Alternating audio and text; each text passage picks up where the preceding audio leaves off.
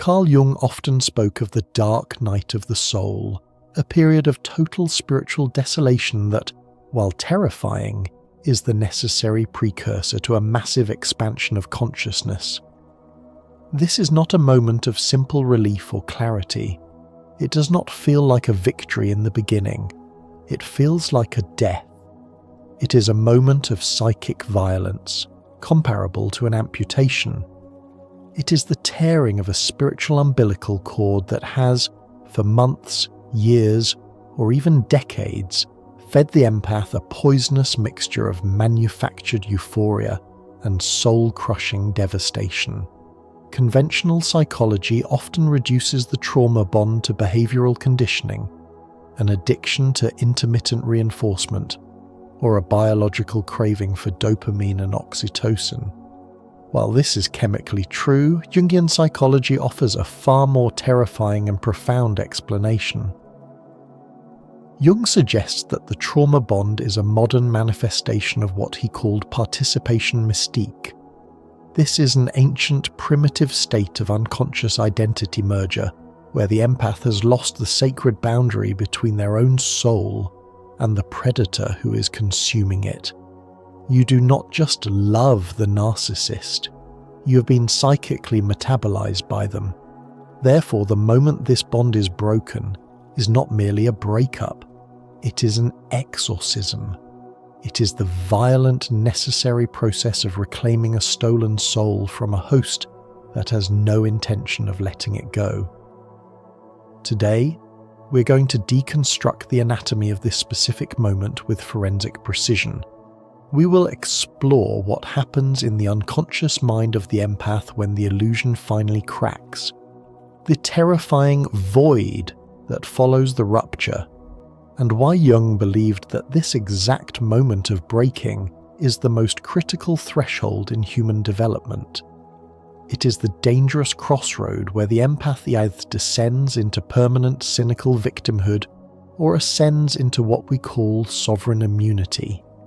If you're listening to this, you're likely standing at this threshold, trembling at the precipice, or you've just crossed it and are looking back at the wreckage. You need to know that the chaos you feel is not the end of your story. It is the violent labor pains of your true self being born. The anatomy of the trap, the golden shadow. To understand the magnitude of the break, we must first understand the horrifying nature of the bond itself through a Jungian lens.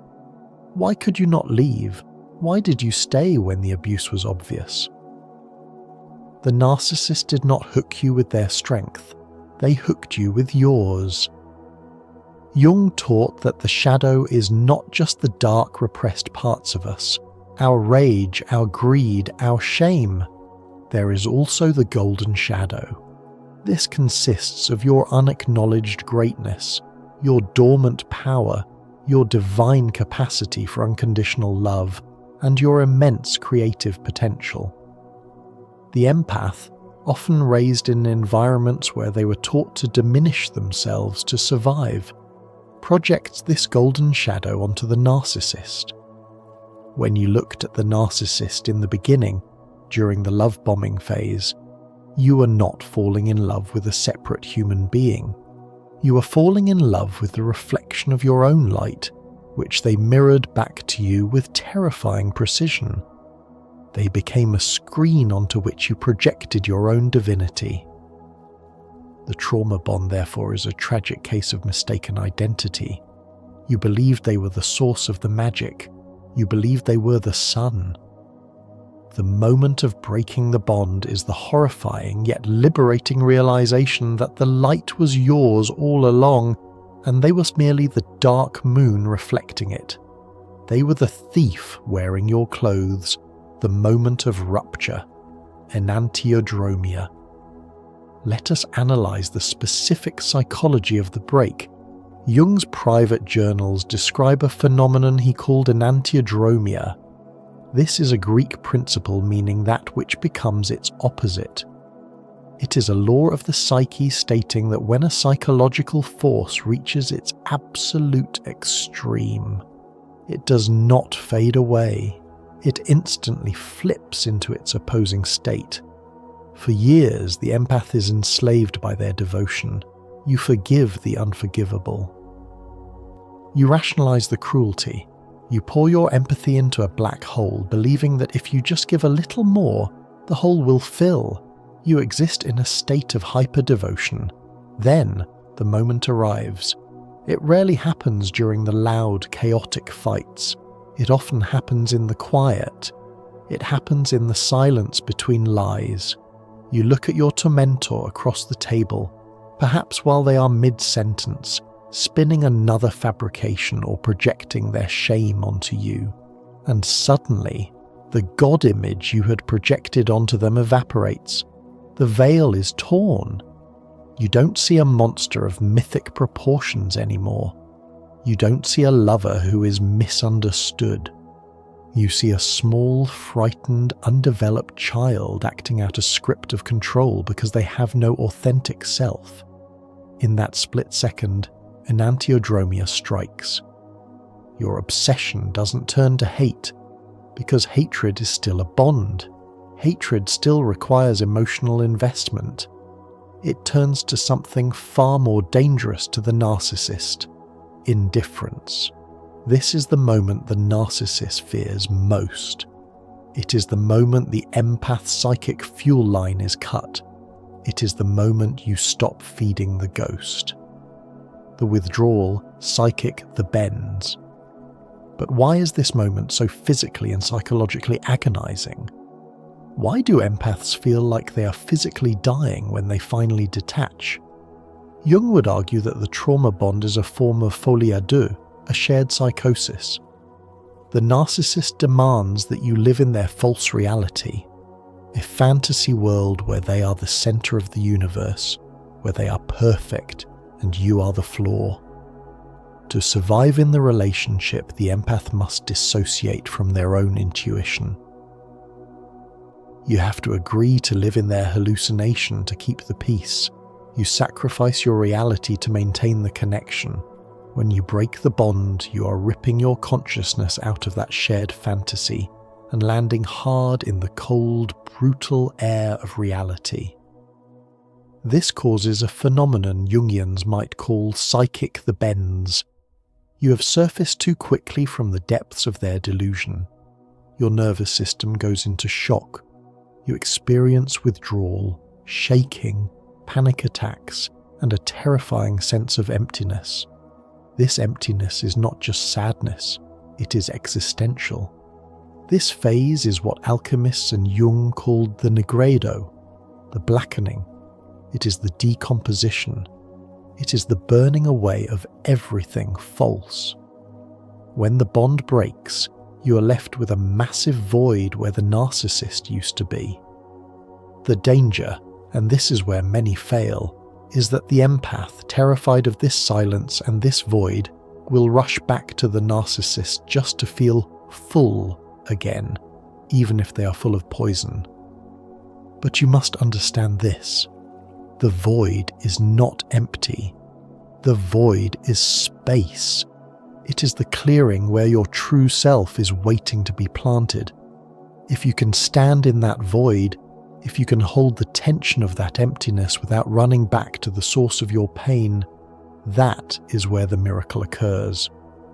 The three great realizations. The moment the bond breaks is not a singular event. It triggers a cascade of three specific psychological realizations that the empath must integrate to move forward. If you're going through this, pay close attention to these stages. 1. The death of the healer contract, the Messiah complex. Every empath enters a relationship with a narcissist carrying an unconscious, unwritten contract. If I love you enough, I can heal you. If I am patient enough, I can save you. This is the Messiah complex of the empath. It is our ego trap. We believe our love is a magic wand. The moment the bond breaks is the moment you realize the devastating truth. They do not want to be healed. They do not want to be saved. They want to be fed. Jung warned that attempting to heal someone who has not asked for it is a violation of the soul. It is hubris. When you break the bond, you are tearing up this contract. You are accepting the painful reality that their destiny is their own, and your love, no matter how vast, cannot change the structural personality disorder of another human being. This realization brings immense grief, but it is the grief that ends the cycle.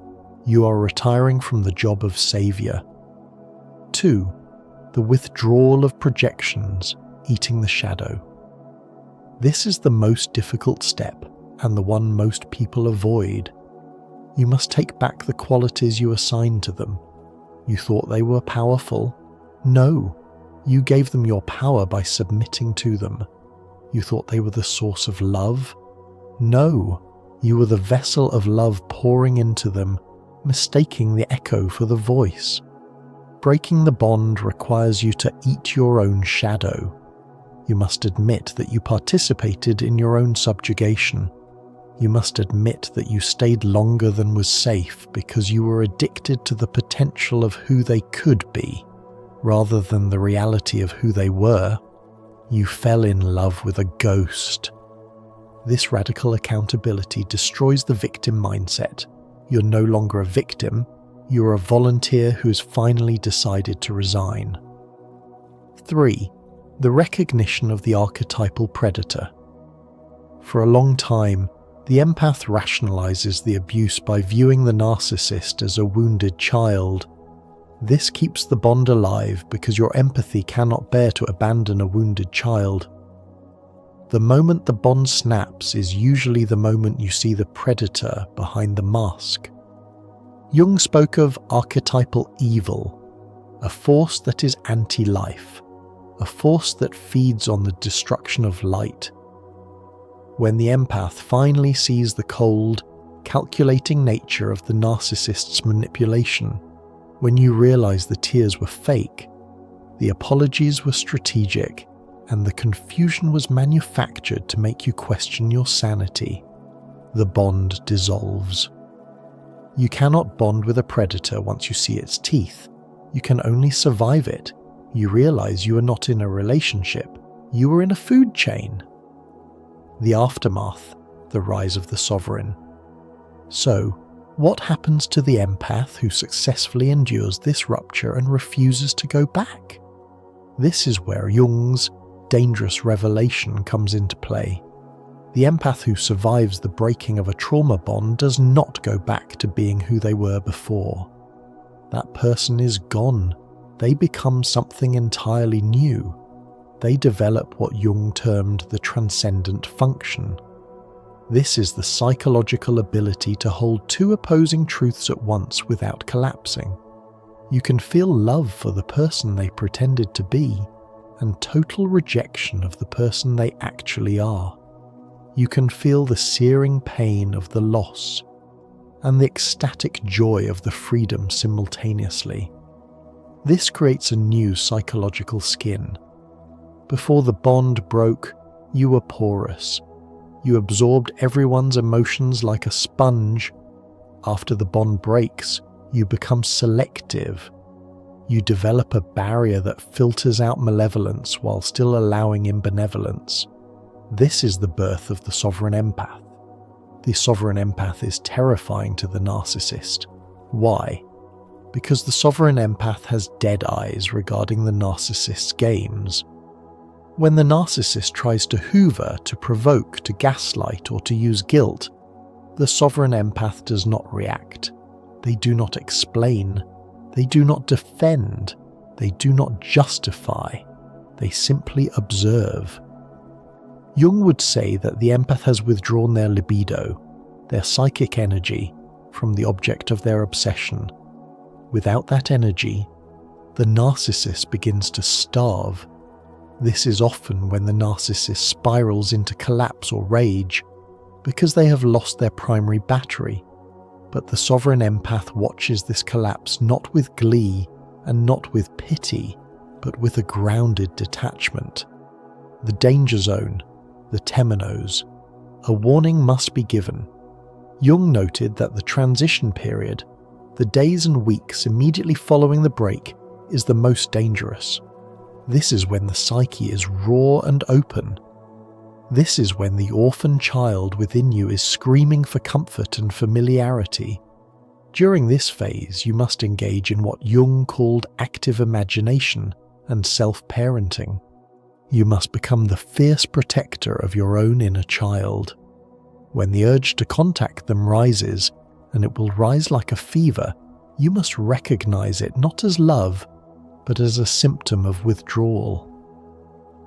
You're detoxing from a biological addiction to cortisol, adrenaline, and the peptide addiction of high-stress bonding. You must build a temenos. In Greek history, a temenos was a sacred circle of protection around a temple where no violence could occur. You must build this around your psyche. This means absolute no contact. In Jungian terms, no contact is not a manipulation tactic to get them back. It is a ritual of containment. It is closing the doors of your temple so that the thief can no longer enter. It is an act of self-sanctification. Conclusion: the rebirth. If you're in the midst of this rupture, hear this. The pain you feel is the friction of your soul re-entering your body. You have been living outside of yourself, inhabiting the narcissist's mind, trying to manage their emotions, trying to predict their moods to stay safe. You are now returning home to your own skin. The exhaustion you feel is the result of carrying the emotional weight of 2 lives for years. Now you only have to carry one. The moment the trauma bond breaks is the moment you realize that you are the author of your own existence. The narcissist was never the main character of your story.